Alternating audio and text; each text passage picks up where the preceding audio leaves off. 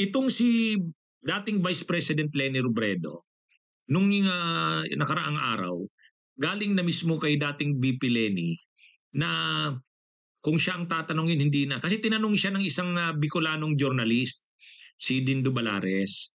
Sabi niya, tinanong siya ni Dindo Balares kung tatakbo pa ba sa pagka-presidente sa 2028. Kinote ni Dindo Balares, si dating Vice President Leni Robredo, sinabi niya na hindi siya. Wala na siyang plano. Kung siya ang tatanungin, para sa kanya, wala na. Ayaw niya na sa national position. Sabi niya, napakarami niyang ginagawa sa local bilang mayor ng Naga City sa ngayon. At ang gulo na daw sa taas eh. Ayaw niya ng, ayaw niya ng makisaw-saw pa dyan.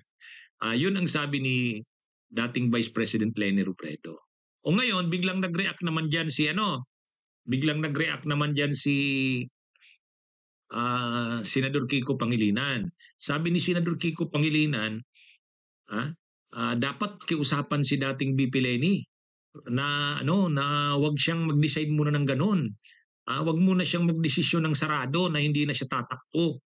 Kaya nakiusap si Kiko Pangilinan sa mga kakampings, dilawan, posisyon at tulungan na kausapin si Leni para hindi ito magsarado. Dapat maging bukas pa rin siya sa ideya na tatakbo kasi marami pa rin namang supporter si Leni. Siya pa rin naman ang tinitingnan na pinakamalakas na pambato ng oposisyon. Kaya kaya kumbaga marami pa rin ang naniniwala sa kanya. Maraming naniniwala na siya pa rin ang pinakamalakas na pwedeng panlaban. Totoo, nandyan si Senadora Risa, pero si Senadora Risa naman, ang sabi niya, kung tatakbo si Leni, hindi siya tatakbo eh. Out of respect kay Leni. Saka alam naman na ni Risa na mas malakas si Leni.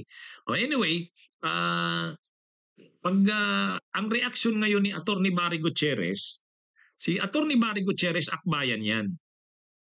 Pero official na tagapagsalita yan, spokesperson ni dating Vice President Leni Robredo nung Vice President siya, Atty. Barry Gutierrez. Ngayon, sabi ni Atty. Barry Gutierrez, imposible na. Imposible na si dating VP Leni na tumakbo pang presidente, sabi niya. Yun ang pagtingin ni Atty. Barry Gutierrez.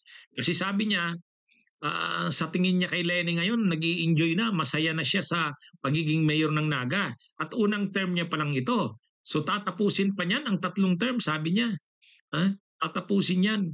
Kasi makikita mo naman sa mga ginagawa ngayon ni dating VP Leni, mayor na ng Naga. Ang gaganda ng mga programa niya sa Naga at nag-i-enjoy siya na yung mga gusto niyang programa nagagawa niya, na ipapatupad niya. Kaya sabi ni Barry Gutierrez, Attorney Gutierrez, wala na, sa tingin niya imposible na yung maulit pa yung Kakampings 2.0 na si Leni ang tatakbo. Hindi na, kasi mas nakikita niya tatapusin ng dating VP Leni Robredo ang three terms niya. At unang term niya pa lang ito. Kaya siyempre itong si dating spokesperson ni VP Leni na si Atty. Barry, kilala niya si Leni kasi matagal silang nagsama eh. Alam niya yung takbo ng pag-iisip nito. Kaya naniniwala siya, sabi ni Atty. Barry Gutierrez, wala na yun. Yung mga nagtutulak na tumakbo pa si Leni, hindi na yan. Wala na. Imposible na yan na mangyari. Nauobserbahan niya si Leni ngayon na grabe ang atensyon, grabe ang focus, nag-i-enjoy siyang sobra sa kanyang pagiging mayor. Kaya tatapusin niya ang 3 terms niyan. Yan ang fearless forecast ni Atty. Barry Gutierrez. Ewan natin kung kung malalaman natin yan. Pero si Barry Gutierrez din kasi, siyempre, ang bias niya, akbayan siya, siyempre gusto niya si Risa. Gusto niya si Risa. Pero maraming mga supporters ng Kakampings, Leni pa rin eh. At mayroon ding mga supporters ng Kakamping na kung hindi tatakbo si Leni, Bam Aquino sila. Or may iba pa nga, Kiko Pangilinan. Kaya, actually, sa totoo lang, dapat talaga makapag-decide ang oposisyon sa pinakamaaga. Dapat mga next year, maagang bahagi ng 2026, makapag-decide na ang oposisyon. Si Senadora Risa Ontiveros nagsabi na, tatakbo siya. kung hindi tatakbo si Leni o kung walang oposisyon tatakbo, willing siya na tumakbo. Kaya lang, siyempre, kung tatakbo si Leni, mag-give way yan si Risa. Kaya lang, mayroon namang mga nakakamping sa Dilawan, kung si BP Leni daw hindi tatakbo, Bam Aquino sila. Kaya wala pang pinagkakaisang desisyon ang posisyon. Kasama na ang mga kakamping sa Dilawan. Pero kailangan ma-resolve yan. Sino ba talaga? Dapat isa lang. Kapag hindi tumakbo si Leni, kung si Risa, hindi pwedeng may Bam, may Risa. Hindi pwede. Dapat ma-resolve yan ng oposisyon, ng mga kakampings.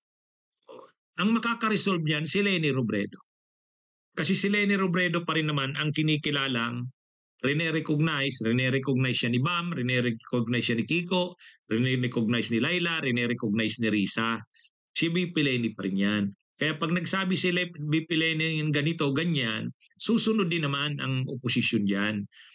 At least sa sa level ng akbayan, liberal, Tindig Pilipinas, yung mga grupong identified sa kakampings. Mag-aano yan. Kung anong sabihin ni Leni, susunod yan. Kung anong sasabihin ni Leni Robredo. Ako lang, yun yung nakikita ko dyan. Kaya, bagamat totoo, malaki rin talaga ang posibilidad na hindi na tumakbo si Leni, tulad ng sinabi ni Atty. Barry, pero sa tingin ko,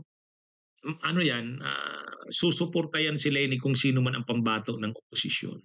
At kanino man yan, mag-Bam Aquino man yan, mag-Risa Hontiveros, suportado yan ni Leni. Kaya ang kailangan mismo, yung hanay mismo ng oposisyon, mag-decide din talaga, sino ba talaga? Hindi pwedeng mahati sa panahong ito. At kailangan mag-decide na ng maaga para makapaghanda rin ng maaga. Hindi tulad nung 2022, nung takbo ni Leni, si dating BP Leni kasi noon, nag-decide October na. October 2021, panahon na ng filing of candidacies. O imagine niyo, October 2021, filing of candidacies, tapos May 2022, eleksyon na. Masyado ng kapos. Masyado ng kapos sa preparations. Kaya talaga yon, medyo hindi na dapat maulit yung gano'n. Medyo, mabuti na lang si Senadora Risa naghahanda talagang tumakbo. Kaya makikita natin si Senadora Risa talaga naghahanda. Kung hindi tumakbo si Leni, tatakbo siya. Yan yung Pero nakay BP Leni talaga ang desisyon eh. Nakay BP Leni. Bunyog, halikan na kasama ka. Bunyog, kapag buklod ay may pag-asa. Luzon, Visayas, Mindanao, isa ang pananaw. Sa bagong Pilipinas ang bunyog isisigaw. Bunyog.